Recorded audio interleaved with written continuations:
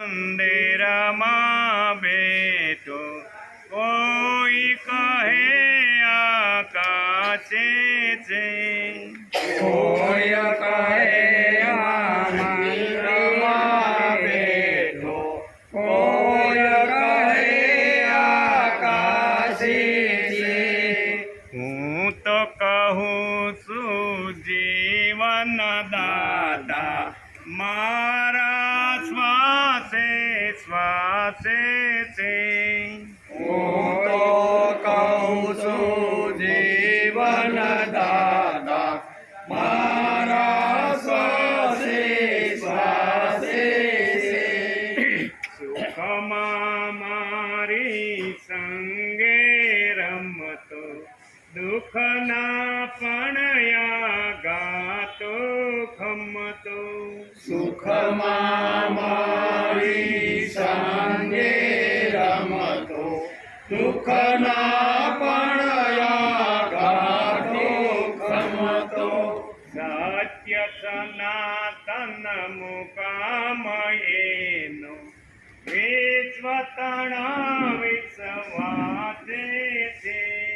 સત્ય સનાતન મુકામ એનો વિશ્વ તણા વિશ્વાસે છે।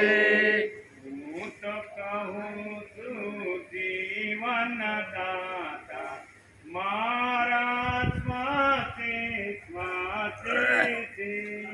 હું તો કહું છું જીવન દાતા મારા શ્વાસે શ્વાસે છે।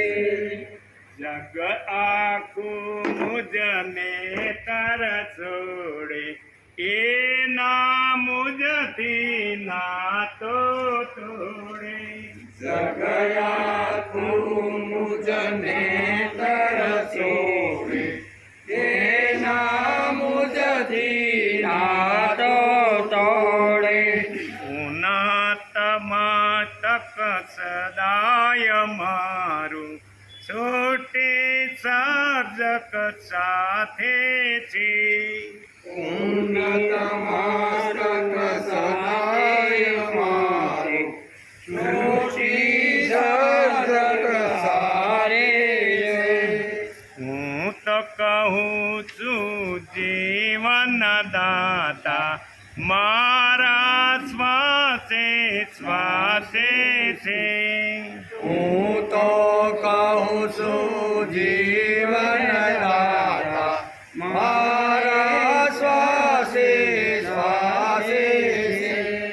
મંદિર મંદિર જ્ઞાને દોડો, ભક્તિમાં મુજ અંતર બોલું, મંદિર મંદિર શાને દોડું, ભક્તિમાં મુજ અંતર બોલું, મન મંદિર બન્યું છે મારું, એ ઉરના આવાતે છે। મન મંદિર બન્યું છે મારું, એ ઉરનાયા વાસે છે। હું તો કહું છું જીવન દાતા મારા શ્વાસે શ્વાસે છે। હું તો કહું છું જીવન દાતા મારા શ્વાસે શ્વાસે છે। કોઈ કહે મંદિરમાં બેઠો, કોઈ કહે આકાશે છે, કોઈ કહે મંદિરમાં બેઠો, કોઈ કહે આકાશે છે। હું તો કહું છું જીવન દાતા મારા શ્વાસે શ્વાસે છે।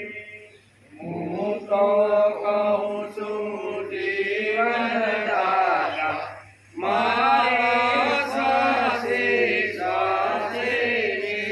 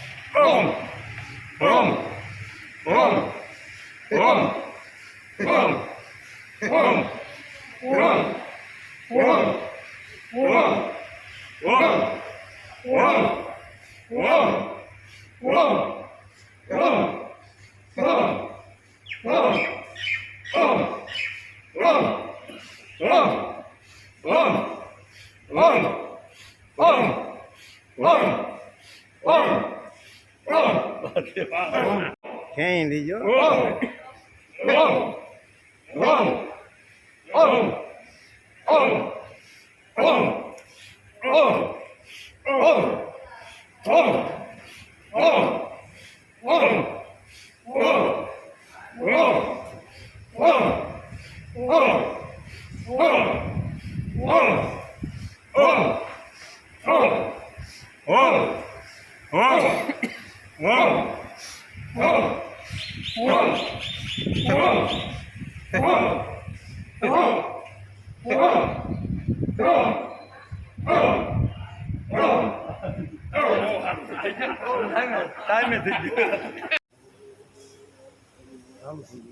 श्री भगवान उवाच श्रीभगवानुवाच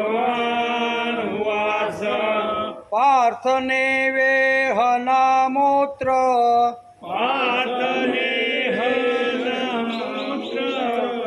पार्थनेवेहनामोऽत्र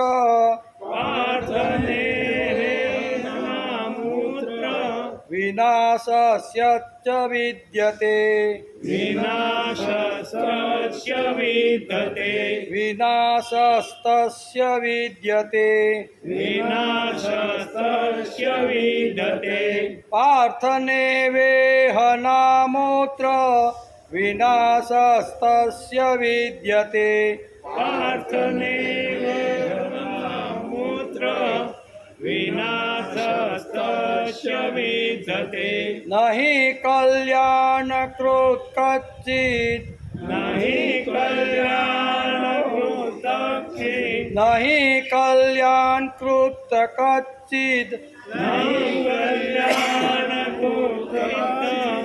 दुर्गति तात गच्छति दुर्गतितात गच्छति दुर्गतिं तात गच्छति दुर्गतितात गच्छति न हि कल्याणकृत् कच्चित् दुर्गति तात गच्छति न हि कल्याणकृतचित्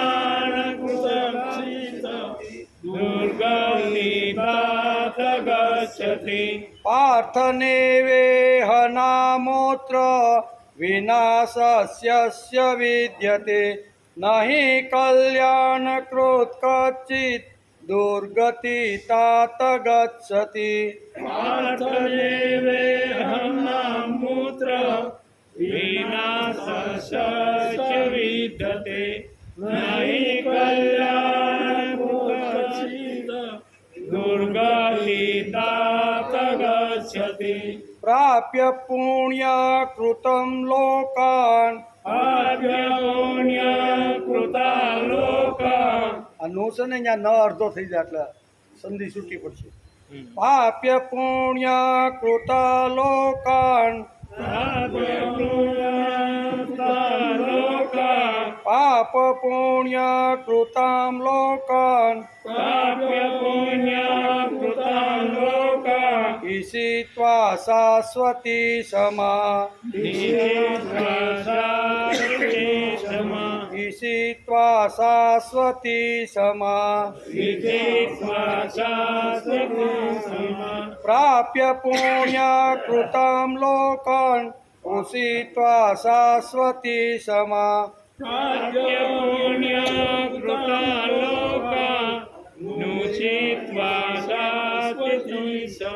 શુચિનામ શ્રીમતામ ગેહે શુચિનામ શ્રીમતામ ગેહે યોગ ભ્રષ્ટો વિજાયતે યોગ ભ્રષ્ટો વિજાયતે શુચિનામ શ્રીમતામ ગેહે યોગ ભ્રષ્ટો વિજાયતે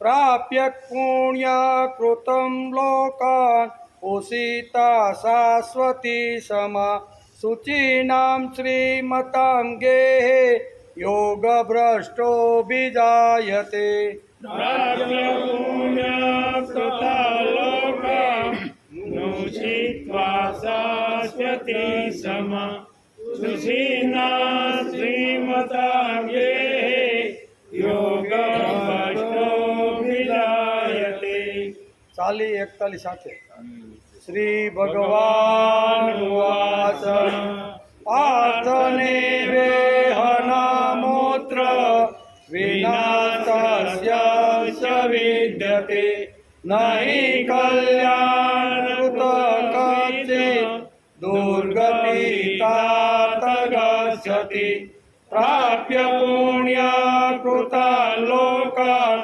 ઉષિત્વા શાશ્વતી સમા શુચિના શ્રીમતાંગે યોગભ્રષ્ટોऽभिजायते યોગભ્રષ્ટોऽभिजायते હરિ ઓમ વસુદેવસુતં દેવં કંસચાણૂરમર્દનમ દેવકી પરમાનંદમ કૃષ્ણં વંદે જગદ્ગુરુ ગુરુર્બ્રહ્મા ગુરુર્વિષ્ણુ ગુરુદેવો મહેશ્વર ગુરુ સાક્ષાત પરબ્રહ્મ તસ્મૈ શ્રી ગુરુવે નમઃ નારાયણં નમસ્કૃત્યં નરં ચૈવ નરોત્તમં દેવી સરસ્વતી વ્યાસો તતો જયમુદીરય તતો જયમુદીરય.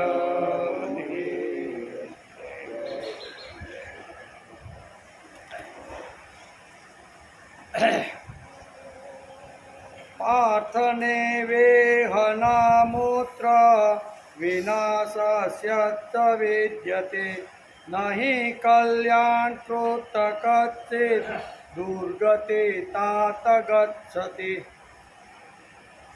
પાર્થ નેવેશ ઇહ ન. હે પૃથાનંદન અર્જુન, એ માણસનો ન તો આ લોકમાં અને ન તો અમૂત્ર એટલે પરલો કે આ મૂત્ર ક્યાં આવ્યા ગીતામાં? અમૂત્ર એટલે પરલો, સંસ્કૃતમાં એને અમૂર્ત કહે છે. એટલે કે પરલોકમાં પણ વિનાશ વિદ્યતે હિ તાત, હે તાત એનો પરલોકમાં પણ વિનાશ એટલે કે થાય, એટલે કે વિનાશ નથી. કેમ કે હે વહાલા અર્જુન, કલ્યાણકારી કામ એટલે કે કલ્યાણકારી કામ કરનાર કોઈ દિવસ મનુષ્ય દુર્ગતિને પામતો નથી. કલ્યાણકારી કામ કરનાર કોઈ માણસ દુર્ગતિને પામતો નથી, એમ ભગવાને કીધું. શું કીધું? હે પૃથાનંદન, એ માણસનો ન તો આ લોકમાં અને ન તો પરલોકમાં પણ ન વિનાશ થાય છે. કેમ કે હે વહાલા, કલ્યાણકારી કામ કરનાર કોઈ પણ મનુષ્ય દુર્ગતિને પામતો. કલ્યાણકારક કામ જે મનુષ્ય જગતમાં કરે છે એની ક્યારેય દુર્ગતિ થતી નથી. અર્જુનના જે કાંઈ 2 પ્રશ્ન હતા એ 2 પ્રશ્નનો ઉત્તર ભગવાન આ શ્લોકની અંદર આપે છે. શ્રીમદ ભગવદ્ ગીતા ચિંતન શરૂ થયું એનો 328મો દિવસ. ગઈકાલે આપણે 6થા અધ્યાયના 39મા શ્લોકને નમસ્કાર કર્યો. એમાં કઈ વાત હતી? અર્જુન ભગવાનને કાલાવાલા કરી 2 હાથ જોડીને પ્રાર્થના કરે છે કે હે કૃષ્ણ, મારા આ સંશયને સમૂળ છેદન કરવાને માટે આપ જ યોગ્ય સમર્થન છો. તો મારા કાંઈ જે સંશયો છે, મારું જે કાંઈ પ્રશ્નો છે ને, એને તમે જ સમૂળથી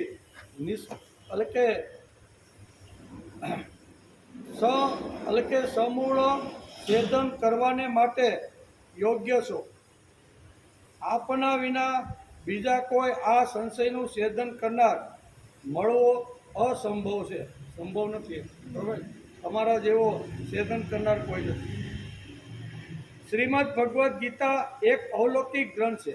આ ગુઢ શાસ્ત્રને આપણે ઘણા સમયથી એટલે કે 328 દિવસથી સમજવાનો પ્રયત્ન કરીએ. એક એક શ્લોક ઉપર ભગવાન અને અર્જુનનો જે સંવાદ થયો એને આપણી બુદ્ધિપૂર્વક સમજવાનો પ્રયત્ન કરીએ છીએ. તેથી શ્રીમદ ભગવદ્ ગીતા એ એક અવલૌકિક ગ્રંથ છે. આ ગુઢ શાસ્ત્રને આપણે સાથે મળીને ઘણો સમયથી અભ્યાસ કરતા રહેલા છે. પરંતુ આપણે જગતને ગીતા બતાવવા ફરીશું અથવા તો મોટી મોટી વાતો કરતા રહીશું તો તેથી કાંઈ બધા વૈષ્ણવ થઈ જવાના નથી, પણ આપણી વાણી પવિત્ર થવાની છે. 500 લોકોને કદાચ આ વાત જિંદગીભરમાં કીધી હોય તો કાંઈ 500 કાંઈ વૈષ્ણવ કે કાંઈ સાત્વિક કે સજ્જન પુરુષ થતા નથી, પણ આપણી વાણી 500 જગ્યાએ આપણે લઈ ગયા. ભગવાનની વાણી એ આપણી વાણી પવિત્ર કરવા માટે આપણે કરતા રહેલા છીએ. આપણે તેનો પોકાર હલકે સાંભળશું એમ, પરંતુ આપણે જગતને ગીતા બતાવતા ફરીશું અથવા મોટી મોટી વાતો કરતા રહીશું તો તેથી કોઈ બધા વૈષ્ણવ બની જવાના નથી. આપણે તેનો પોકાર સાંભળશું તો તેઓ આપણો પોકાર સાંભળશે. જગતથી અળગા દૂર રહેવાનો વિચાર આપણે છોડી દેવો.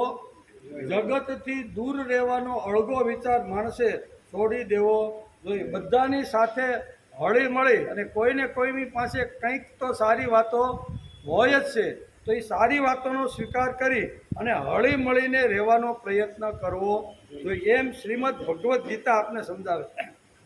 બીજું, શ્રી કૃષ્ણ માત્ર ભારતની ભૂમિ ઉપર નહીં પણ બ્રહ્માંડના એટલે કે વિશ્વના ગોળા ઉપર સુદર્શન ચક્ર ધારણ કરીને ઊભા છે અને હાથમાં શંખ છે. કેવા ભગવાનનું એક ચિત્ર આપણે કોઈ જગ્યાએ ફોટામાં જોઈ તો ભગવાન કેવા છે? ભારતનો નકશો તો છે જ, પણ એની નીચે આખા પૃથ્વીનો ગોળો છે અને પૃથ્વીના ગોળા ઉપર ભારતનો નકશો છે અને ભારતના નકશા ઉપર ભગવાન શ્રી કૃષ્ણ એક હાથમાં શંખ અને એક હાથમાં સુદર્શન ચક્ર રાખી ડાબો પગ આગળ અને જમણો પગ થોડોક વળાંક વાળીને ભગવાન આ ઊભા છે એમ કરીને ઊભા છે, હાથમાં શંખ છે.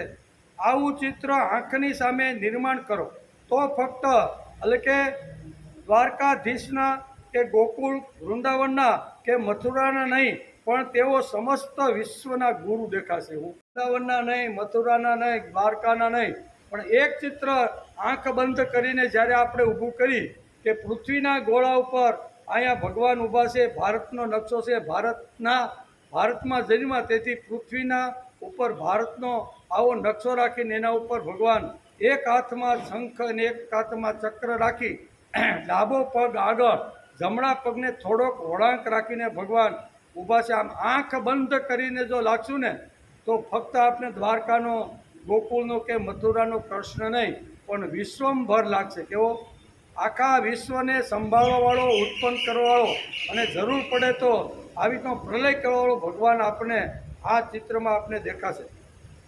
આવું ચિત્ર આંખની સામે નિર્માણ કરો તો ફક્ત દ્વારકાના કે ગોકુળના કે વૃંદાવનના કે મથુરાના નહીં પણ તેઓ સમસ્ત વિશ્વના ગુરુ તરીકે આપણી આંખની સામે આવીને ઊભા રહેશે. તેથી આપણે રોજ બોલી છીએ ને કે વસુદેવ સુતન દેવમ કંસ ચાણુર મર્દનમ દેવકી પરમાનંદમ કૃષ્ણમ વંદે જગત. જગતના ગુરુ આપણે ક્યારે દેખાય તો કે આવું ચિત્ર આંખની સામે ઊભું કરી તો જગતને જેની આવશ્યકતા છે તે ગીતા પૂરી પાડી શકશે. તેથી ગીતા ધર્મને માનવ ધર્મ બની શકે છે. તેથી સંકુચિતતા અને વાડાબંધી ગીતાના 700 શ્લોકમાં કોઈ જગ્યાએ ભગવાને કીધી નથી. તેથી આખી દુનિયાનો જો કોઈ ધર્મગ્રંથ, વિશ્વનો કોઈ ધર્મગ્રંથ જો બનવાનો હોય તો એ શ્રીમદ ભગવદ્ ગીતા જ બની શકે છે.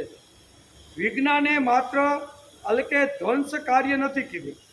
વિજ્ઞાન જેમ જેમ ખૂબ આગળ વધ્યું ને એને ખાલી નાશ કરવાનું કામ કર્યું નથી પણ સર્જન કરવાના પણ ઘણા મોટા કામો કર્યા છે. એટલે વિજ્ઞાન શાપ રૂપ છે અને આશીર્વાદ રૂપ છે. બેય રૂપ વિજ્ઞાન છે. સમજી વિચારીને વિજ્ઞાન સાથે જો આપણે તાલ મિલાવીએ તો એ આપણે આશીર્વાદ તરીકે આપણા નાના મોટા ઘણા બધા કામ કરે કે નહીં. પણ એની સાથે જો છેડછાડ કરીને ખોટી રીતે એનો ઉપયોગ કર્યો તો એ નાશના આરે પણ વિજ્ઞાન લઈ જાય કે નહીં. એટલે વિજ્ઞાન કહે છે કે જગતને જેની આવશ્યકતા છે તે ગીતા પૂરી પાડી શકે છે. તેથી જ ગીતા એ ધર્મ છે, માનવનો ધર્મ બની શકે છે.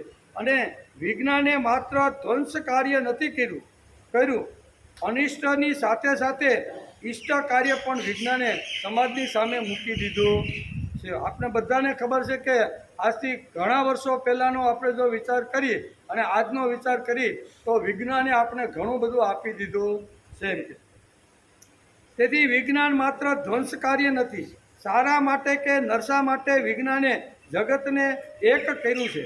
જૂના કાળમાં માત્ર બદ્રી કેદાર કે કેદારનાથની જો યાત્રા કરવાની હોય તો હાલતા હાલતા આપણે વર્ષો પહેલાં આપણા પૂર્વજો આપણા પરદાદાની વાત જો કરીને ત્યારે વાહનો પણ હતા નહીં. એટલે વર્ષે 2 વર્ષે તીર્થયાત્રા કરીને આખા ભારતમાંથી ફરીને આવતા, 2 વર્ષ લાગે.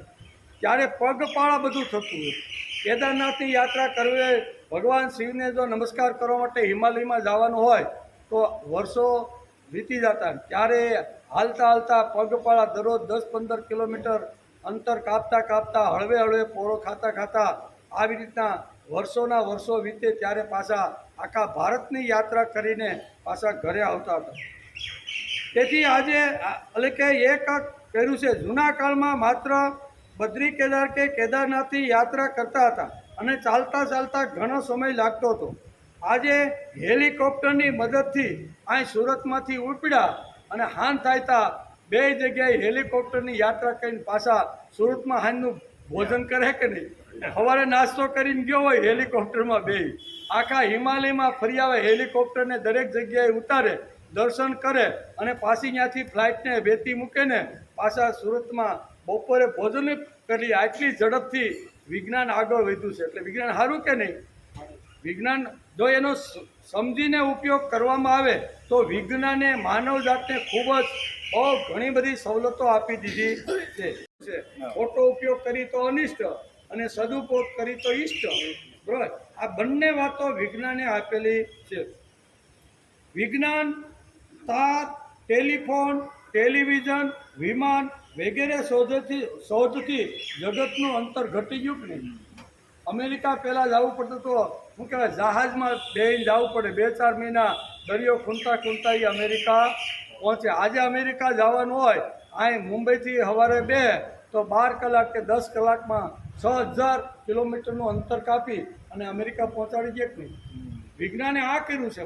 આખી માનવજાત જે અલગ અલગ પડેલી હતી એને ભેગું કરવાનું, ઝડપથી ભેગું કરવાનું કામ વિજ્ઞાન કરે છે. તેથી જગતનું અંતર વિજ્ઞાને ઘટાડી નાખ્યું છે.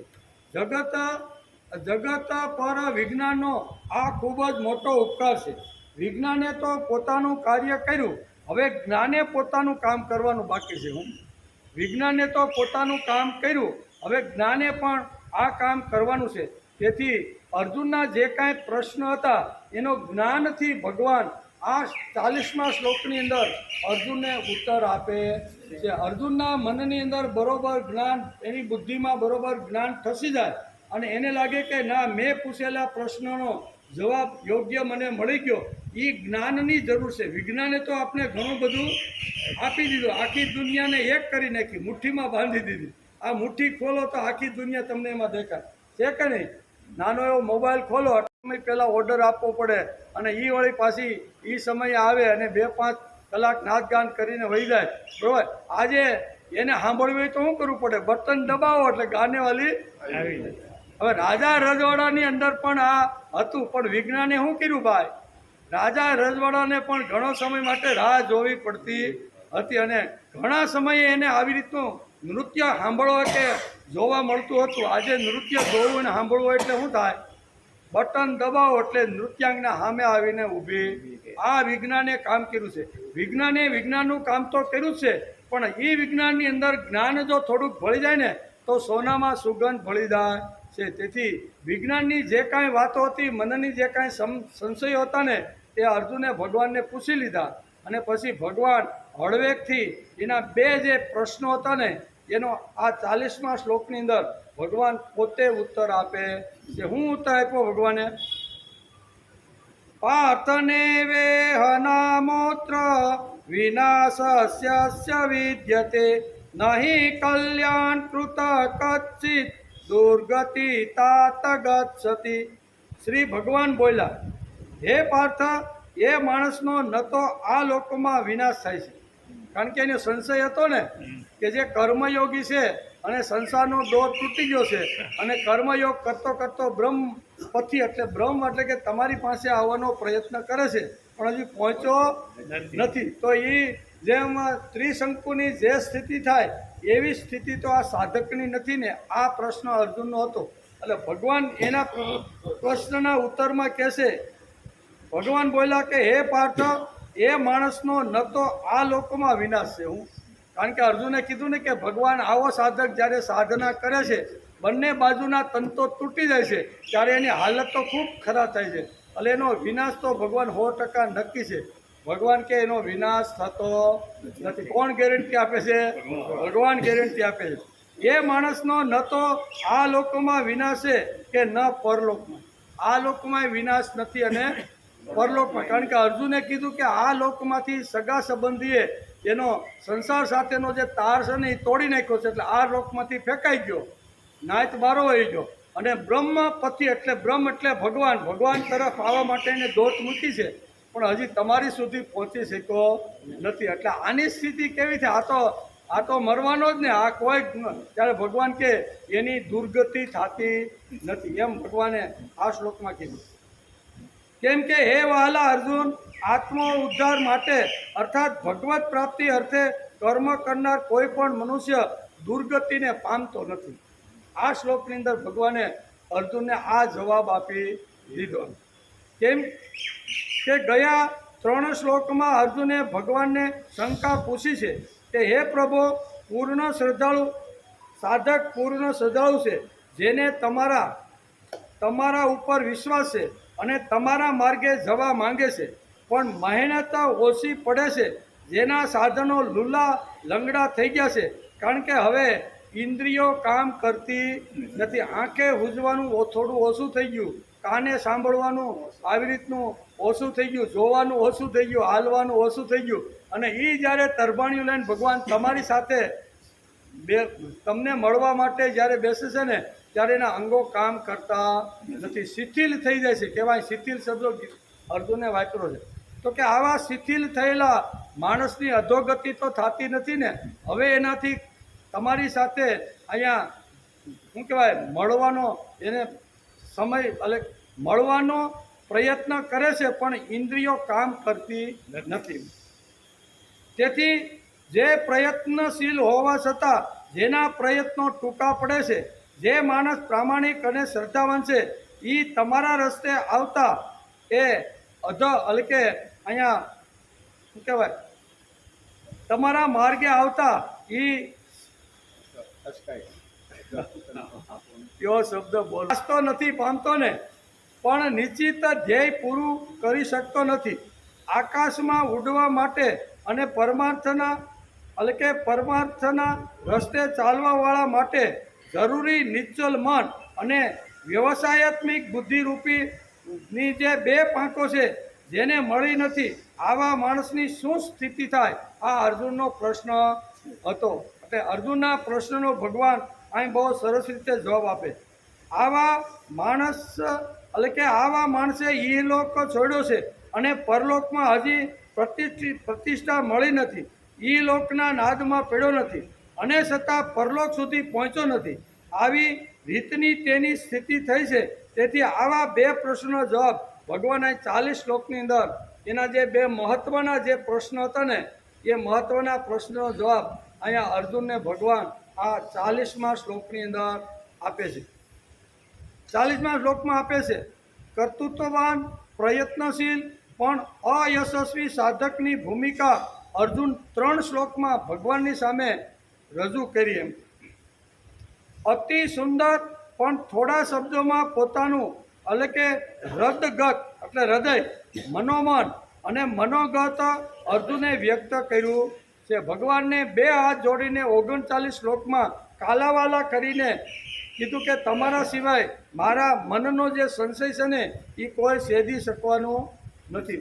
એકદમ નમ્રતાથી કાલાવાલા કરી અને જેમ ભગવાનને માણસ સ્તુતિ કરે એમ અર્જુને સ્તુતિ કરી અને આ 2 પ્રશ્નનો જવાબ તમારા સિવાય મને કોઈ આપી શકે એમ નથી એમ કહ્યું છે. ગંગા નદી બધે જ સારી છે. સારી ને? જ્યાંથી ગંગોત્રીમાંથી ઉદ્ભવ એનો થયો હિમાલયમાંથી, બરોબર. ગંગા નદી તો બધે સારી છે. કલકત્તામાં પણ તે જ ગંગા છે.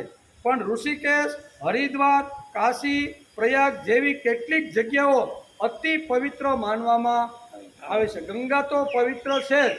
ભગવાન શિવજીના જટામાંથી નીકળી અને ખળખળ વહેતી અહીંયા હરિદ્વાર થઈ, અહીં કાશી થઈને અહીંયા ગંગા શું કહેવાય કલકત્તાના સાગરને મળી જાય છે. ઘણીવાર ઘણી જગ્યાઓ એવી હોય છે કે જ્યાં અતિ પવિત્ર એ જગ્યાને માનવામાં આવે છે.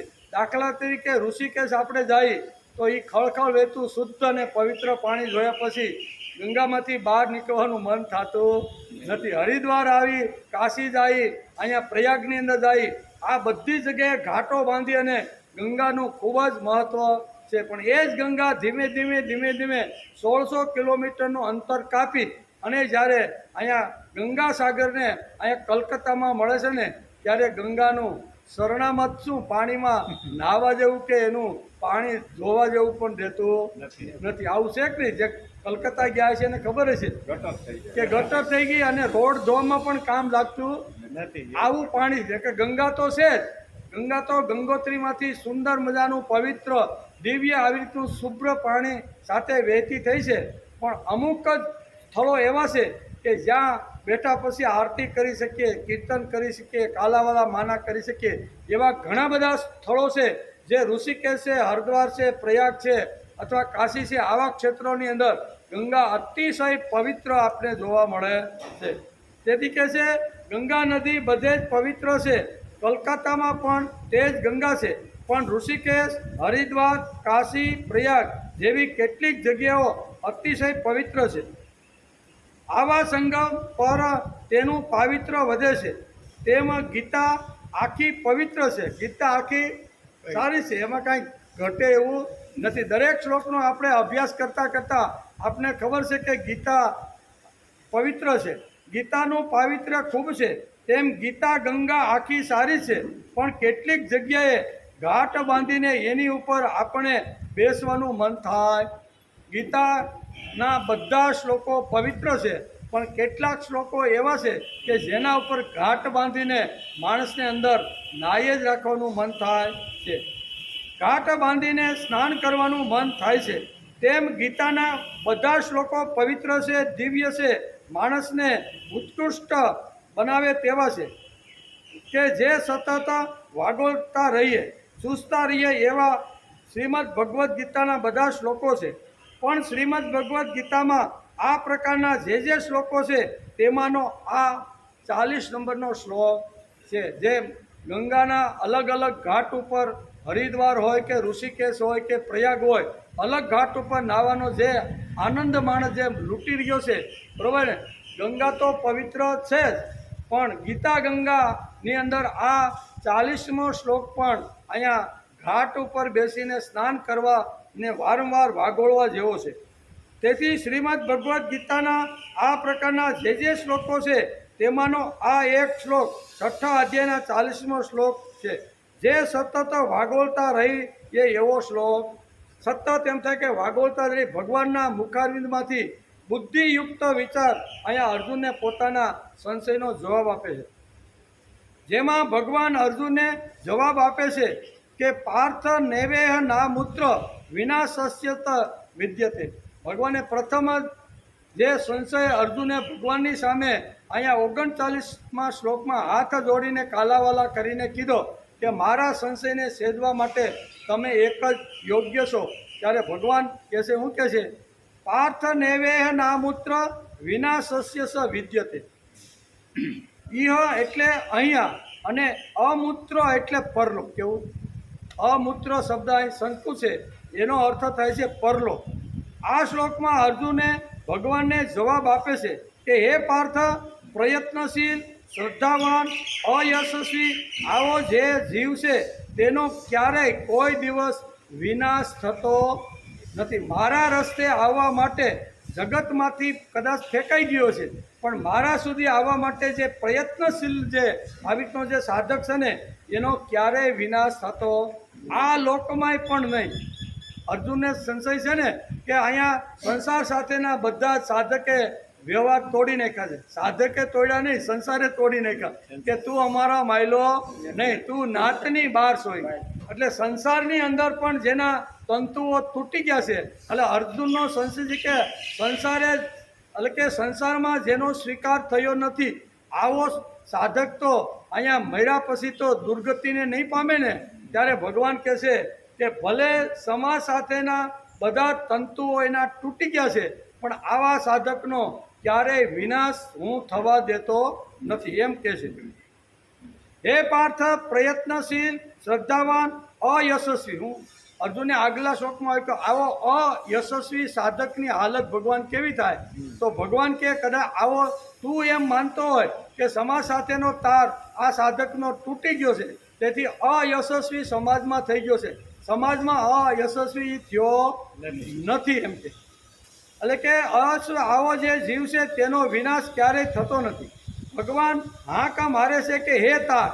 આ શ્લોકની અંદર ભગવાન અર્જુનને તાત કહીને એક શબ્દ ભગવાન અર્જુનને હાક મારે છે.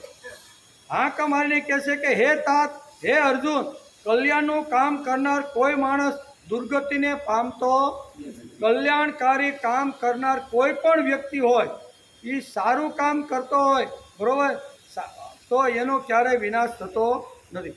નહીં કલ્યાણ ક્યુત કચિત દુર્ગતિ તાત ગચ્છતિ. જેમ આ શ્લોકની અંદર ભગવાને બહુ સ્પષ્ટતા કરી. આ શ્લોકમાં કોણ બોલે છે તેનું મહત્વ છે. કોણ બોલે છે?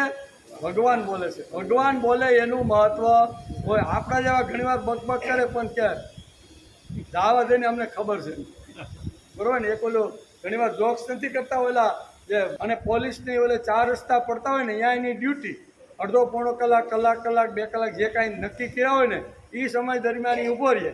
અત્યારે તો ઓલી બધી થઈ ગયા છે લાલ લાઇટ ને બ્લુ, એટલે ત્યાં ઊભો રહી જાય. પણ જૂના કાળમાં શું હતું? આવું કાંઈ સિગ્નલ હતા નહીં. પોલીસને ઊભો રાખ્યો હોય એટલે આ બાજુથી આમ કરે એટલે ગમે એવી મોટા ગવર્નરની ગાડી હોય ને આમ હાથ કરે એટલે ગવર્નરની ગાડી ઊભી રહી જાય કે નહીં? રહી જાય બરોબર. આમ હાથ કરે એટલે મોટો મિનિસ્ટર આવતો હોય તો એની ગાડી ઊભી રહી જાય કે નહીં? આવું બધું આમ આખો દિવસની ડ્યુટી દરમિયાન એ કરતો હોય.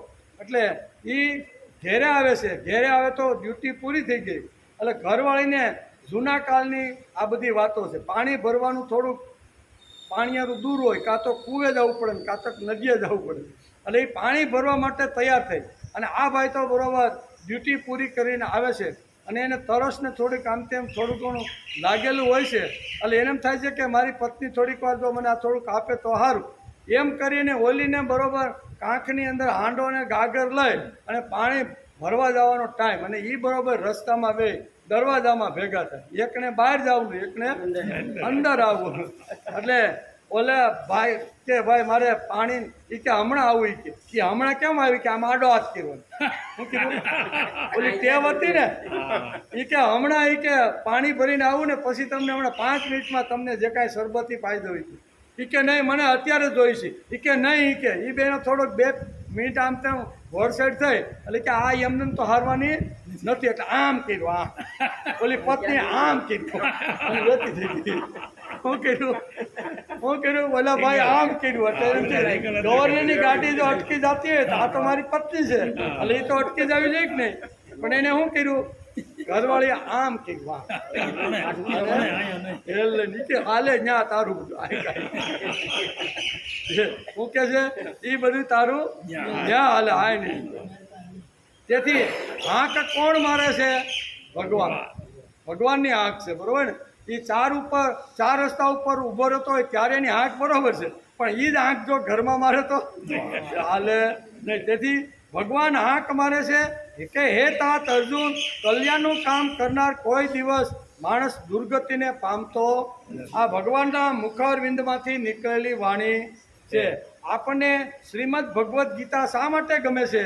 તો કે શ્રીમદ ભગવદ્ ગીતાની અંદર ઠાંસીને ભગવાને માનવજાતને આશ્વાસનો આપેલા છે. આ ભગવાનનું આશ્વાસન છે. કોનું? જે કર્તૃત્વવાન છે, જે આવી રીતનો પ્રયત્નશીલ છે, અને જે અયશસ્વી થયેલો જે સાધક છે ને, એને ભગવાને આપેલું આ આશ્વાસન છે. નહીં કલ્યાણ કૃત કચિત દુર્ગતિ તાત ગચ્છતિ. બહુ સરસ આ શ્લોકમાં ભગવાને અર્જુને કીધું છે. કોણ બોલે છે તેનું મહત્વ છે. આ શ્લોક પર પ્રવચન કરતી વખતે પાંડુરંગ શાસ્ત્રી કહે છે કે ગીતા મને શા માટે ગમે છે તે મેં ઘણીવાર કહ્યું છે અલગ અલગ રીતે, પણ શ્રીમદ ભગવદ્ ગીતા મને ગમે છે એના અનેક કારણો છે. એમાંનું એક કારણ આ છે કે ભગવાનના સ્વમુખે માનવજાતને આપેલા આશ્વાસનો છે. બાકી જ્ઞાન પણ છે, ભક્તિ પણ છે, કર્મયોગ છે. આ સાચો શ્લોકની અંદર બધું ઠાસીને ભર્યું છે.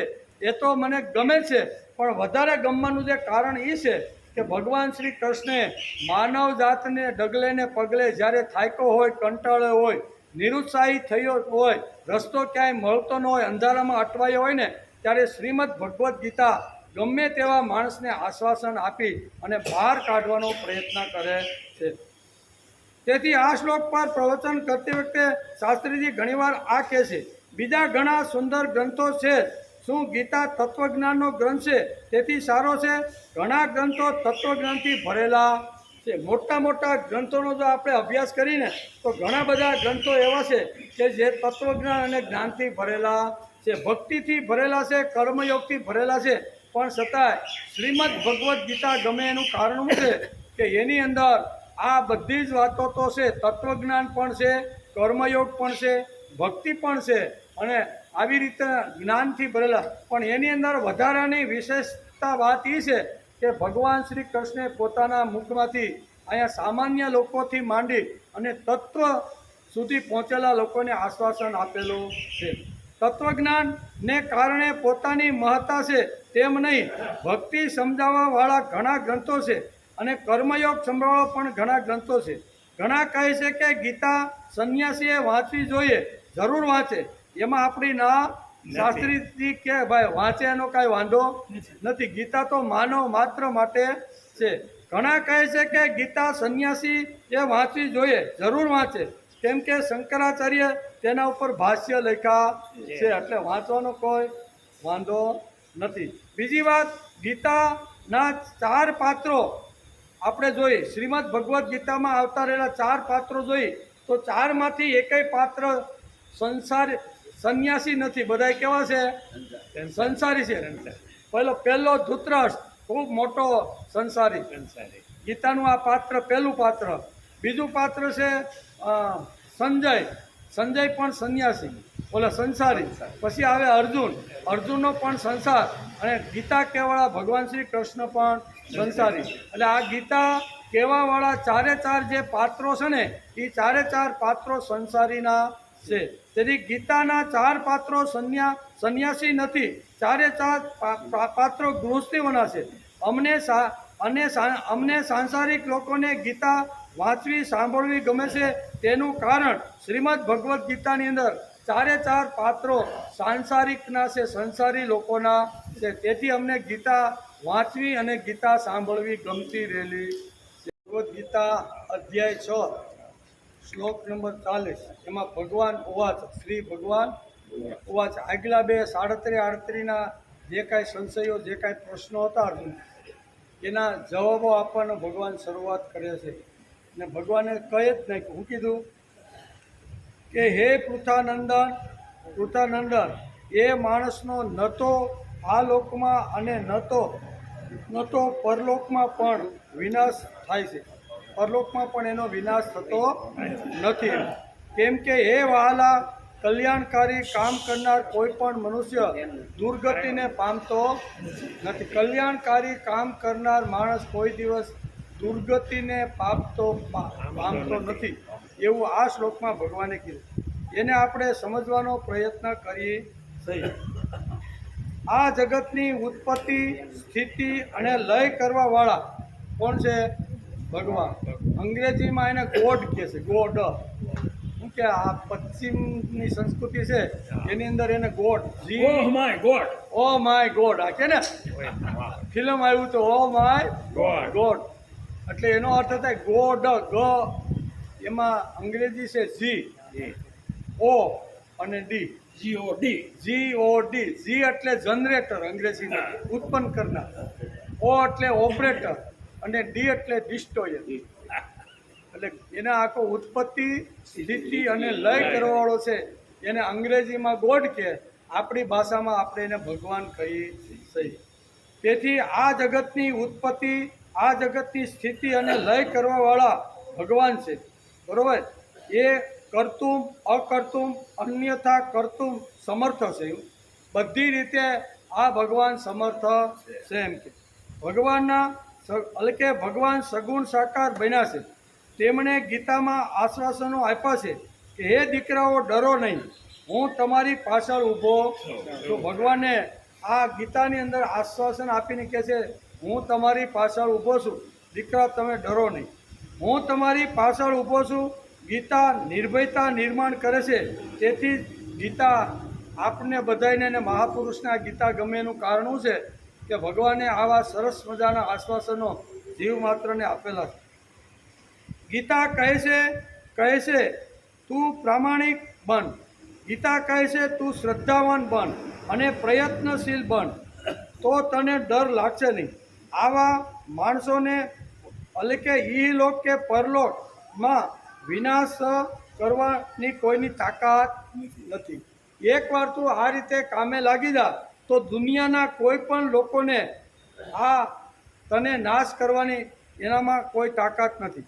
પરલોકમાં અને ઈલોકમાં ભગવાન તેને સંભાળશે તેથી 9મા અધ્યાયના 22મા શ્લોકમાં પણ વારંવાર આપણે કહીએ છીએ કે ભગવાને ખૂબ જ સરસ આશ્વાસન આપેલું છે અનન્યા ચિંતયંતોમાં એ જના પર્યુપાસતે તેષામ નિત્યાભિયુક્તાનામ યોગક્ષેમમ વામ આ પાટિયું શું કહેવાય ગળે લગાડીને રોજ વાગોળવા જેવો શ્લોક છે રોજ વાગોળવા જેવો છે એવો આશ્વાસનથી ભરેલો આ શ્લોક છે ભગવાન કહે છે કે જે લોકો મારી જોડે સાઠ્ય નથી કરતા અને મારા કાર્યને પોતાનું કાર્ય સમજીને કરતા રહેલા છે તેના માટે આ બધા આશ્વાસનો સાઠ્ય ન કરે જાવ કાબુરભાઈ કાલ સવારે સાસુડી ખડાવશે ને કાલ સવારે સાઠ્ય નહીં બરોબર ને ઠાગા ઠૈયા કરશું સાસુડી ખડાવશું જાવ કાબુરભાઈ કાગડાની જેમ ઠાગા ઠૈયા કરવાના નથી જેમ આવી રીતનું કહેશે કે ભગવાન કહે છે કે જે લોકો મારી જોડે સાઠ્ય નથી કરતા અને મારા કાર્યને પોતાનું સમજીને કરતા રહેલા છે તેના માટે આશ્વાસન છે આવા લોકોનો ઈલોક કે પરલોક બેમાંથી એકેય લોક બગડતો નથી અર્જુનનો જે સંદેહ શું કહેવાય સંદેહ છે અથવા એની જે કાંઈ સમસ્યા છે ને એ આ હતી કે આ બેય બગડે છે નહીં ઘાટનો અને નહીં ઘરનો એવી સ્થિતિ કે આ સાધકની થાય છે એટલે ભગવાન એ શ્લોકનો જવાબ આપતા કહે છે કે આવો સાધક કદાચ અયશસ્વી જગતમાં થયો છે જગતના લોકોએ એના ઉપર માછલા ધોયા છે કે અમારા કોઈ વ્યવહારમાં ભળતો નથી આમ કરીને પણ ભગવાન કહે છે કે અર્જુન તારે ચિંતા કરવાની કોઈ કારણ નથી મારા માટે જેણે જગતની અંદર પોતાની વાસના પોતાની કામના પોતાનો શોખ જે છોડ્યો છે ને એનો કદી હું વિનાશ થવા દેતો નથી પછી ઈ લોક હોય કે પરલોક હોય બંને લોકની અંદર એનો વિનાશ નથી એમ કહે છે તેથી એ લોકમાં બગડ નથી ભારતનો નકશો જોઈશું તો કેટલાક રાજાઓ આવ્યા અને કેટલા રાજા ચાલ્યા ગયા આ પૃથ્વી ઉપર તો કેટલાય રાજા માધાનતા જેવા કેટલા બધા આવ્યા અને કેટલા બધા જતા રહ્યા કેટલા રાજાઓ આવ્યા અને આ પૃથ્વી ઉપરથી કેટલા રાજા ચાલ્યા ગયા બરોબર યુરોપમાં પણ ઓગસ્ટ સીઝર 14મો લુઈ ચાલ્યા ગયા નામ ઠેકાણા અત્યારે એના રહ્યા નહીં પણ ભારતની અંદર પણ આવા અનેક રાજાઓ આવ્યા રાજ કરીને જતા રહ્યા આજે 500 કે 1000 વર્ષ પછી રાજાઓને કોઈ યાદ કરતું નથી પણ એ રાજાના કાળની અંદર જે આવી રીતના જે ભક્તો થઈ ગયા ને એ ભક્તોને આજે યાદ કરે છે કે નહીં ભગવાન કે આ લોકમાં અને પરલોકમાં હું એનો વિનાશ થવા દેતો આ ભગવાનને કહેવાનું છે કે આ લોકની અંદર પણ વિનાશ નહીં. આવા થઈ ગયાનો બધાનો વિનાશ થયો જ નહીં. જુનાગઢની ગાદી ઉપર ઘણા રાજ એવા આવીને ઘણા બધા ગયા. આજે કોઈ એનો ભાવ પૂછતું નથી. રામ માંડલિક જેવા ઘણા બધા આવીને ગયા, બરોબર. પણ આજે જુનાગઢ કોનું ભાઈ? તો કે નરસિંહ મહેતા. એનો ક્યારેય હું નાશ થવા દેતો. ભગવાનને આ કહેવાનું છે કે મારા ભક્તોનો હું ક્યારેય નાશ થવા દેતો, અમર બનાવી દઉં છું. તેથી પ્રહલાદ, નારદ, પરાશર, પુંડરીક આ બધા આવ્યા, બરોબર. ઘણા રાજાઓ આવ્યા અને ઘણા સંત થયા. પ્રહલાદ પણ રાજા જ હતો, અસુર કુળનો રાજા હતો. 1000 વર્ષ સુધી પ્રહલાદે રાજા તરીકે સિંહાસન ઉપર બેહીને એણે રાજ કર્યું કે નહીં? એ રાજ કર્યા પછી પ્રહલાદ ગયો. આજે પણ લોકોને યાદ કરે છે કે નહીં? અને ભાગવતોની જ્યાં લાઈન આવે ને, ભગવાનના લાડકા દીકરાઓનું લિસ્ટ જ્યારે આવે ને, ત્યારે એ લિસ્ટની અંદર પ્રહલાદનું નામ. રાજા છે એનું કારણ કે રાજા હોવા છતાંય ભક્ત પણ હતો. તેથી એનું નામ ઇતિહાસના પાનામાં રહી ગયું છે. તેથી આપણે ગાઈને પ્રહલાદ નારદ પરાશર પુંડરીક વ્યાસાંબરા સુક સૌનક ભીષ્મ દાલ્ભ્યામ રૂપમાન ગદાર્જુન વશિષ્ઠ વિભીક્ષણાદિ. અને આ બધા કેવા છે? ભાગવતની અંદર આ લિસ્ટની અંદર એના નામ રહેલા છે. આવા ભાગવતોને રોજ સવારે ઉઠીને યાદ કરવા જોઈએ. કારણ કે ભગવાને કીધું છે કે મારા રસ્તે ચાલનારનો ઈ લોક કે પરલોક બગડતો નથી. હું એ બધાને અમર બનાવી દઉં છું. લોકોએ ભલે એનો ત્યાગ કર્યો, નાયત બારો કાઢ્યો, પણ હજારો વર્ષે સમાજમાં એની કીર્તિ રહે ને એવા હું બનાવી દઉં છું. આ ભગવાને આ શ્લોકમાં કીધું છે. તેથી તુકારામ તે તુકારામ, ઈ લોકમાં શું મળ્યું નહીં? એટલે કે અભંગ વાણી પ્રસિદ્ધ તુક્યાસી. અભંગ વાણી શું કહેવાય? અભંગ વાણી પ્રસિદ્ધ તુક્યાસી. તુકારામની અભંગ વાણી આજે પણ ગવાય છે. જેમ આજે આપણે ઘણા ગુજરાતના જે સંતો થઈ ગયા એની વાણી આજે ગાઈ છે કે નહીં? બરોબર ને? તો એવી રીતે મહારાષ્ટ્રની અંદર તુકારામ થઈ ગયા, એની વાણી પણ આજે પ્રસિદ્ધ છે, ગવાય છે. તેમજ નરસિંહ મહેતાને શું ન મળ્યું ભાઈ? કદાચ નાગર નાયતે એને નાયત બહારો કાઢી નાખ્યો કે ભાઈ તું હરિજન વાસમાં જાય અને આપણી નાયતને અભડાવવાનું કામ કરો, તું હવે આપણી નાયતનો. એનું કાંઈ ગયું નહીં. ભગવાને એને અમર બનાવી દીધો કે નહીં? અરે નરસિંહ મહેતાના ભજનો અથવા એના જે આવી રીતના જે સવારના જે પ્રભાતિયા છે ને, એના ઉપર યુનિવર્સિટીની અંદર સંશોધન થઈ અને એ છોકરાઓને ભણાવવામાં આવે છે. પીએચડી જો થવાનું હોય ને તો એને આ પ્રભાતિયા ભણાવવામાં આવે છે. તો આ નાશ પામ્યા કે અમર થઈ ગયા? ભગવાનનું કામ કરનાર અથવા સત્કૃત્ય અથવા કલ્યાણકારી કામ કરનાર જે લોકો છે ને, એનો હું ક્યારેય નાશ થવા દેતો નથી. પછી આ લોક હોય કે પરલોક હોય, બંનેમાં એની સિદ્ધિને હું પ્રસિદ્ધ કરી દઉં છું. આવું ભગવાને આ શ્લોકમાં કીધું છે. તેથી તુકારામની વાણી છે. તેમજ નરસિંહ મહેતાને શું ન મળ્યું? પ્રભાતિયા ગાય છે. અને પ્રભાતિયામાં પણ આપણે તલ્લીન થઈ જઈએ છીએ કે નહીં? સવારના પોરમાં 5 વાગે હાથી ઉપર ઊભા હોય, બરોબર. દિવાળીના દિવસો હોય ને માંડવી ખેંચવાની હોય ને, તો ભાઈ તો વહેલા વૈયા જાય કળમ લે, અને પછી હાથી ઉપર બેઠા બેઠા હે પ્રભાતિયા લલકારે. 2-5 ખેતરવા એનો અવાજ જાય કે નહીં? આજે પણ કહેવાનો હતો કે ભગવાને આ શ્લોકમાં ઇહ ના મૂત્ર, હું કીધું આ શ્લોકની અંદર ઇહ ના મૂત્ર વિનાશસ્ય વિદ્યતે, તેનો વિનાશ થાય જ નહીં. અને એટલે કે કોનો ન થાય? તો કે જે કલ્યાણકૃત. આ શ્લોકમાં એક ભગવાને શું શબ્દ વાપર્યો છે? કલ્યાણકૃત. જે કલ્યાણકૃત છે એનો કોઈ દિવસ વિનાશ થતો નથી, એવો આ શ્લોકની અંદર એક શબ્દ છે. આ શ્લોકમાં ભગવાને કલ્યાણકૃત શબ્દ વાપર્યો છે. એટલે કે કલ્યાણ કરવાવાળા કલ્યાણકૃતો, એટલે કે ભગવત ભક્તોને ક્યારેય હું નાશ થવા દેતો નથી. શા માટે? તો કે સત્યમ શિવમ સુંદરમ. ભગવાન કેવા છે? તો કે ભગવાનનું એક આ રૂપ છે, સત્યમ શિવમ સુંદરમ. તો સત્યમ શિવમ સુંદરમ જે ભગવાનનું રૂપ છે ને, એ રૂપ માથા ઉપર લઈ અને અંતિમ માણસ સુધી જનાર જે છે ને, એનો હું ક્યારેય વાળ વાંકો થવા દેતો નથી. પહાડ ઉપરથી ફેંકે ને તો એ ફૂલની જેમ હું એને તળેટીમાં ઊભો ઝીલી લઉં.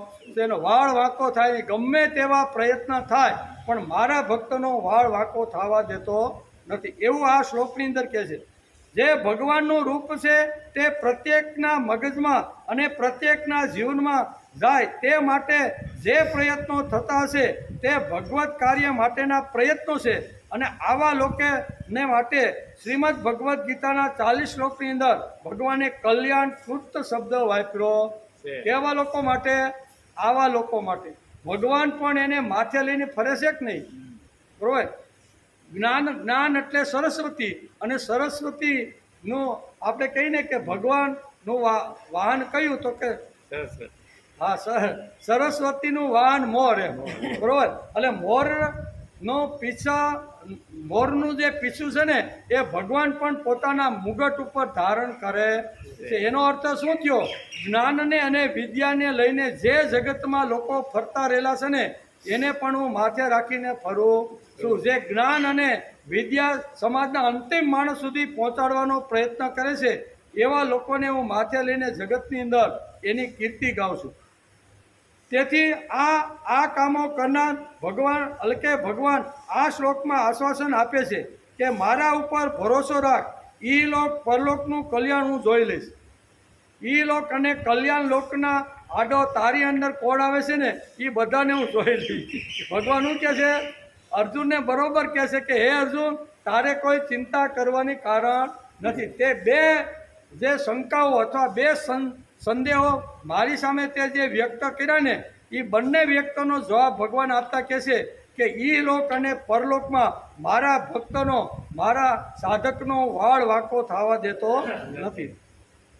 આ કામો કરનાર જે ભગવાન આ શ્લોકમાં આશ્વાસન આપે છે કે મારા ઉપર તું ભરોસો રાખ, ઈ લોક અને પરલોકનું કલ્યાણ હું જોઈ લઈશ. આ શ્લોકમાં ભગવાને એક શબ્દ વાપર્યો છે કે દુર્ગતિ ન ગચ્છતિ તાત. હે તાત, આ લોકોની દુર્ગતિ થતી.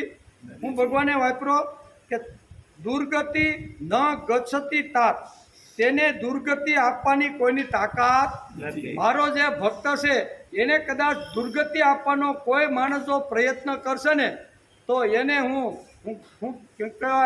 એને યમપુરી પહોંચાડી દઈશ. અને ભગવત કાર્યમાં જે લોકો આડા આવ્યા, બરોબર, અને એવા લોકોને ભગવાને બરોબર કર્યા કે ન કર્યા. એટલે ભગવાનને અહીં બહુ સરસ કહે છે કે એની દુર્ગતિ હું થવા દઈશ નહીં. તેને દુર્ગતિ આપવાની કોઈની તાકાત નથી. કર્મયોગ કૃત્ય ભગવાનને માટે કરવાનું હોય પછી તે કલ્યાણકારી થાય જ. આવું કલ્યાણકારી કર્મ કરનારની દુર્ગતિ હું ક્યારેય થવા દઈશ નહીં. આગળના શ્લોકમાં અર્જુનનો જે ડર અર્જુને વ્યક્ત કર્યો હતો કે છિન્ન ભ્રમિવ નશ્યતિ, વાદળાની પેઠે મારો ભક્ત કે સાધક જે સાધના કરતો ભગવાન તમારા તરફ આવે છે એ બંને જગ્યાએથી અટવાય છે, ન તો તમારા સુધી પહોંચી શકે છે અને અહીંયા જગતના લોકોએ એનો ત્યાગ કરી દીધો છે. એટલે સમાજનો પણ રહ્યો નહીં અને તમારી ભગવત પ્રાપ્તિ પણ એ કરી શકો ને. આવો એક સંશય આગલા શ્લોકની અંદર અર્જુને ભગવાનની સામે પ્રસ્તાવ જે મૂક્યો હતો એનો જવાબ આ શ્લોકની અંદર આપતા ભગવાન શું કહે છે? આગળના શ્લોકમાં અર્જુનનો જે ડર હતો અને અર્જુને જે સંશય વ્યક્ત કર્યો હતો તેનો જવાબ આપતા આ શ્લોકમાં ભગવાન કહે છે છિન્ન ભ્રમિવ નશ્યતિ, છિન્ન ભિન્ન થઈને વાદળની જેમ નષ્ટ નથી થઈ જતો. આ અર્જુનનો જે પ્રશ્ન હતો ને એનો જવાબ ભગવાન આ શ્લોકની અંદર આપે છે. ભગવાન શું કહે છે? ભગવાન આ શ્લોકમાં જવાબ આપતા કહે છે કે ન નશ્યતિ, તું નાશ થવાની વાત કરે છે. હું તને કહું છું કે આવા લોકોનો ન નશ્યતિ આવો શબ્દ આ શ્લોકની અંદર ભગવાને વાપર્યો છે. એનો નાશ થવા દેતો નથી.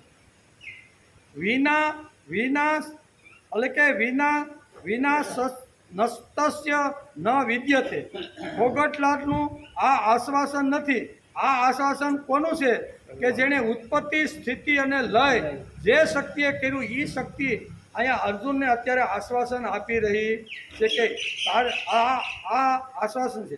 ભગવાને જાહેર કરી દીધું કે ઈ લોકમાં વિનાશ નહીં, અને તેનો અર્થ ભગવાન કહે છે કે તમારો સંસાર હું ઉપાડું એ લોકોમાં કદાચ આ લોકો તમને જો નાયત બારા કાઢી અને સમાજમાંથી દૂર જો ફેંકી દેશે ને તો કે અર્થ ભગવાન કહે છે કે તમારો સંસાર હું ઉપાડી લઈશ.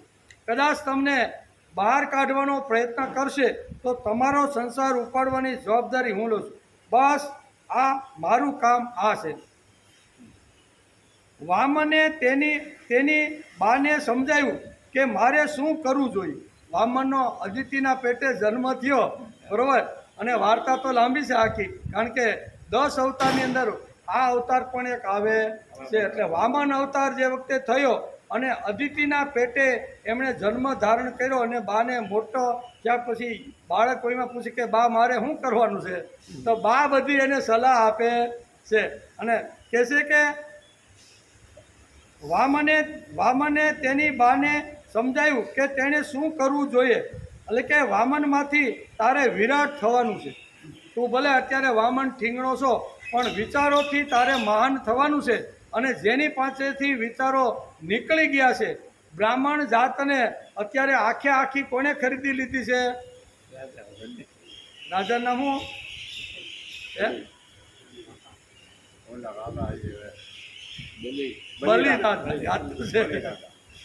બલિરાજાએ જે બ્રાહ્મણ, ક્ષત્રિય અને વૈશ્ય આ 3 સંસ્થાઓ એણે પોતાના હસ્તક કરી લીધી હતી. બ્રાહ્મણોને કીધું કે તમારે આ રાજમહેલની બહાર તમારે ક્યાંય જવાનું નથી, તમારે સ્વાહ કરીને યજ્ઞો રોજ કરવાના.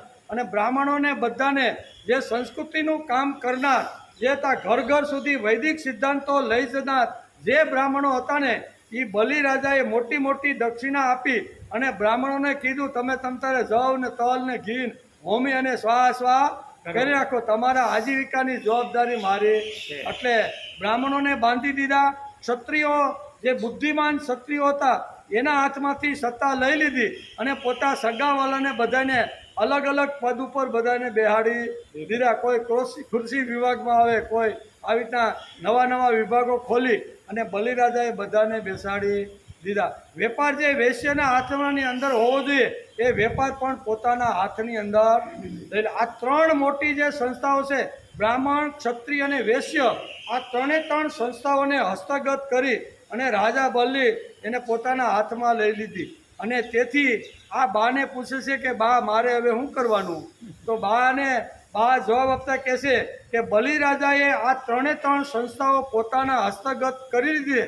એમાં બલિરાજાના હાથમાંથી તારે આ 3ને છોડાવવાનો પ્રયત્ન કરવાનો છે. એટલે શું કરવાનું? તો કે વામનમાંથી તારે વિરાટ બનવાનો છે. ઘર સુધી જઈને તારે સદવિચારો કહી અને લોકોને ફરીથી ભૂલાયેલી વાત યાદ કરીને કરો. એટલે આ વામને કર્યું. તેથી વામનની પણ વાત આવે છે. વામન મોટો થયો અને આ કલ્યાણકૃત જે બલિ હતો તેનો કાન પકડીને તેણે કહ્યું તું કલ્યાણકૃત નથી. લોકો તો એને સારો રાજા ગણતો હતો કે બહુ સારો રાજા છે, આવી રીતે મોટી દક્ષિણા આપે એટલે બ્રાહ્મણો એના ખૂબ વખાણ કરતા હતા, બરોબર ને. એટલે આવી રીતનો તું કલ્યાણકૃત નથી. તું કલ્યાણકૃત નથી. તું કહે છે તે કલ્યાણકારી નહીં. તું કે એટલું કલ્યાણકારી નહીં. એમ અહીંયા વામને એના બરાબર યજ્ઞમાં હાજરી આપી અને 3 ડગલાની અંદર વાત કરતા કહેશે કે તું કલ્યાણકારી નથી. શા માટે? કે જે સંસ્થાઓ સ્વતંત્ર રીતે સમાજમાં કામ કરવી જોઈએ એના ઉપર તું હક જમાવીને બેસી ગયો છો. તેથી આ 3 સંસ્થાને તારે અહીંયા છૂટી કરવી જોઈએ, મુક્ત કરવી જોઈએ. તેથી વામન મોટો થયો અને આ કલ્યાણકૃતને જે બલિ હતો તેનો કાન પકડીને તેણે કહ્યું તે તું કલ્યાણકૃત નથી. તું કહે છે તે કલ્યાણ નહીં. તું કે હું કલ્યાણકારી છું, યજ્ઞ કરું છું, બ્રાહ્મણોને દાન આપું છું, બરોબર, તો તું કાંઈ દાન આપશું એટલે તું કલ્યાણકૃત નથી. શ્રુતિ કહે તે કલ્યાણ. શ્રુતિ એટલે વેદ.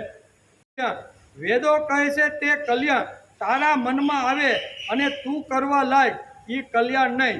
એમ કાન પકડીને અહીંયા વામને કોને કીધું?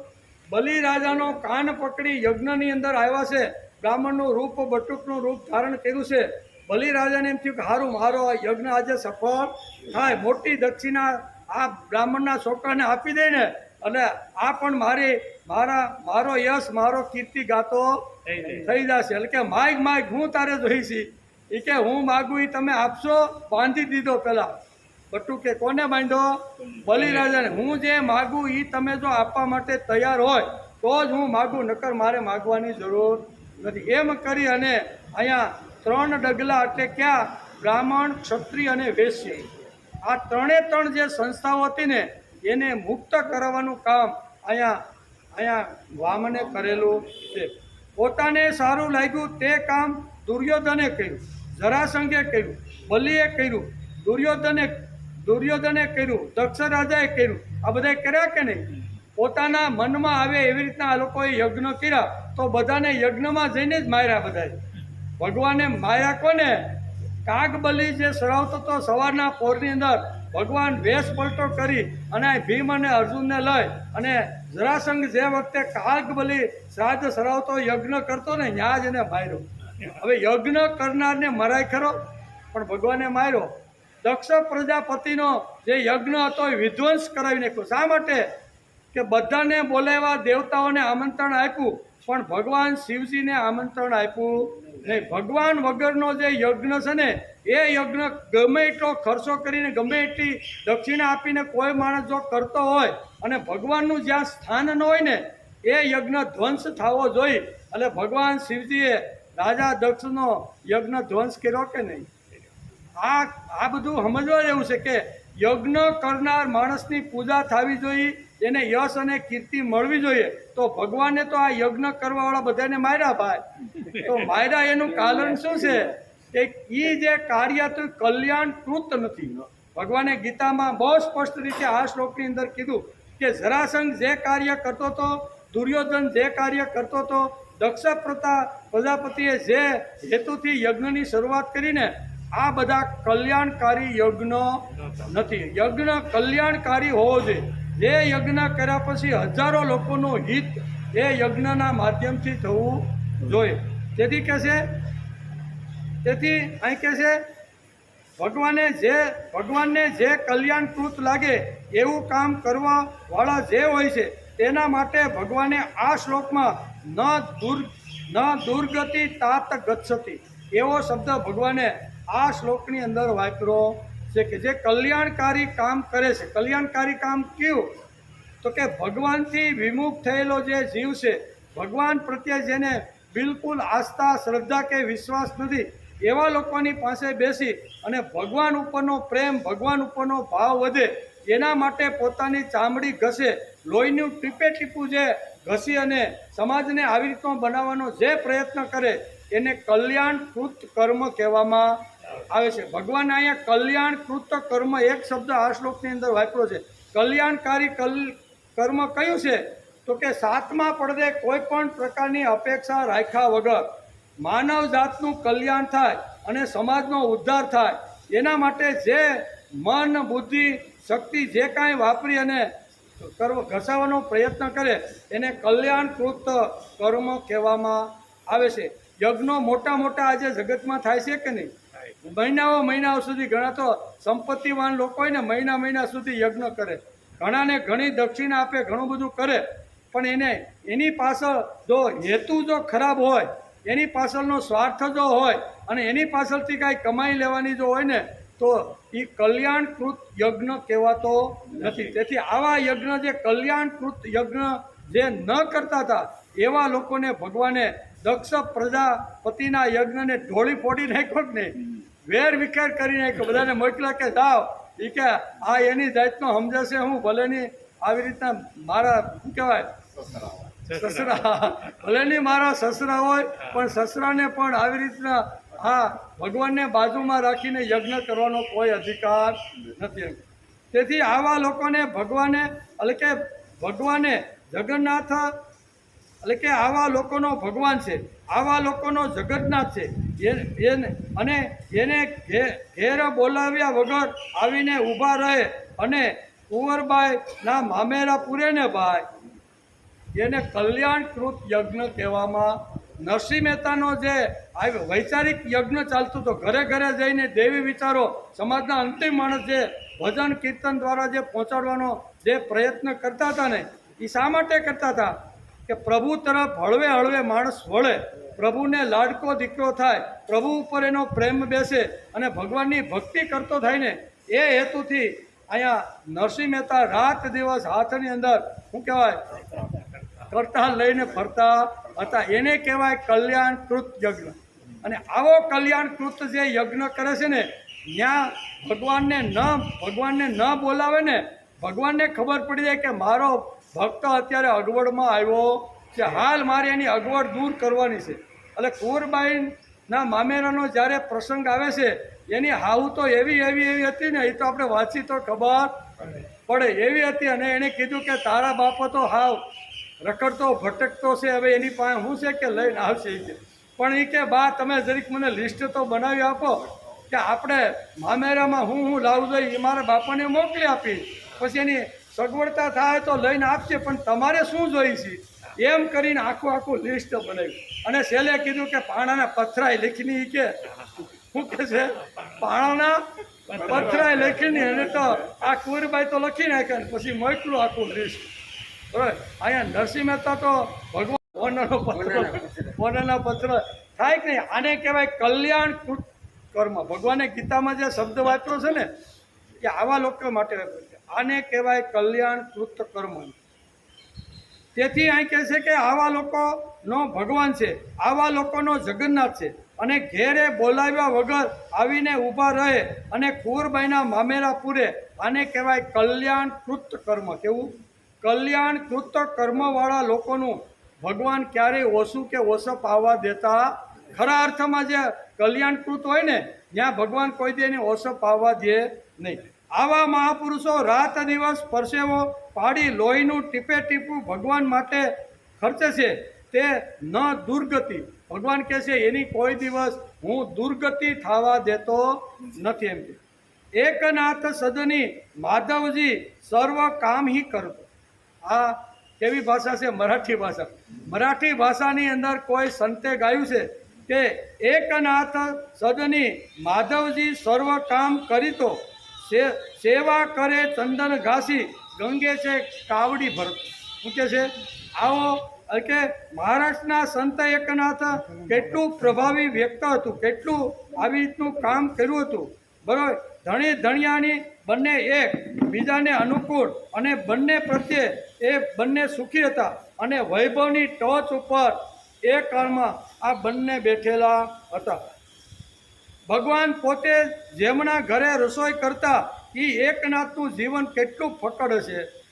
ભગવાન પોતે જ સમજી ગયા કે હવે અહીંયા મારે ગયા વગર છૂટકો નથી. ગિરજાબાઈ થાકી જાય, કંટાળી જાય અને ઘણીવાર થાય કે હવે આ કામ કેમ થશે, એટલે ઘણા નોકરો કામ પડતા મૂકીને જતા રહેતા હતા. તેથી અહીં કહે છે કે કલ્યાણકૃત માણસોની જવાબદારી ભગવાન પોતે જ ઉપાડી લે છે. તારો યોગક્ષેમ હું જ ચલાવવાનો છું. આપણો યોગક્ષેમ કેટલો, આપણું પેટ કેટલું, તો કે ભગવાન ક્યાંથી મની ઓર્ડર મોકલે છે. જ્યાં હાથ નાખો ત્યાં સફળતા લવ લેટર મળતો રહે છે. તેથી ભગવાન આ શ્લોકમાં કહે છે નહીં કલ્યાણકૃત કચિત દુર્ગતિ તાત ગચ્છતિ. હે પૃથાનંદન પાર્થ, એ માણસનો ન તો આ લોકમાં કે ન તો પરલોકમાં પણ વિનાશ થતો નથી. કેમ કે હે વહાલા તાત, કલ્યાણકારી કામ કરનાર કોઈ પણ મનુષ્ય દુર્ગતિને પામતો નથી. એમ ભગવાને આ શ્લોકની અંદર સમજાવ્યું. હવે પછી 37મા શ્લોકમાં કરેલો જે પ્રશ્ન, એક જવાબ ભગવાને આપ્યો, બીજો જવાબ ભગવાન આપવાના. તો જેની સાધનામાં શ્રદ્ધા છે, જેનો પ્રયત્ન શિથિલ થયો છે, તે કઈ ગતિ પામે છે? એ 37મા શ્લોકમાં જે અર્જુને ભગવાનને પ્રશ્ન કર્યો હતો એ ભગવાન 41મા શ્લોકની અંદર એનો જવાબ આપે છે. એટલે આવતીકાલે રજા, સોમવારે આપણે જ્યારે આવશું ત્યારે 41મા શ્લોકમાં 38મા શ્લોકની અંદર જે શ્રદ્ધાવાન છે પણ જેની ઇન્દ્રિયો શિથિલ થઈ ગઈ છે, ભગવાન આવા ભક્તોની સાધકની આવી દુર્ગતિ તો થતી નથી. આ જે અર્જુનનો પ્રશ્ન છે ને એનો જવાબ ભગવાન 41મા શ્લોકની અંદર આપવાના છે. પણ આપણે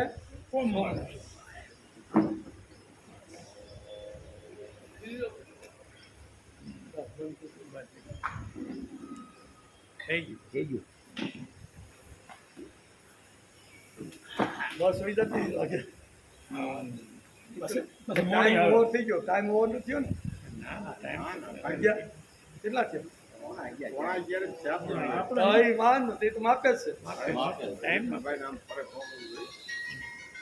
બરોબર તો આપણે સોમવારે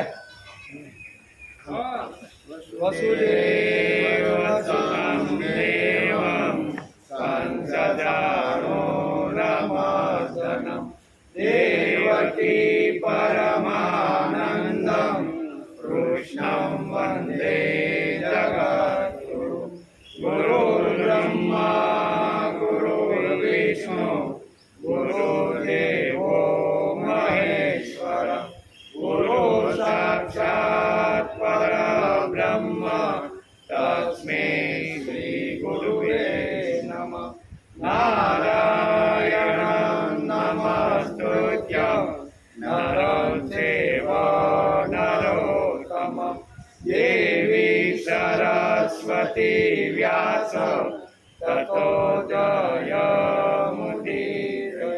તતો જયમુદીરયે.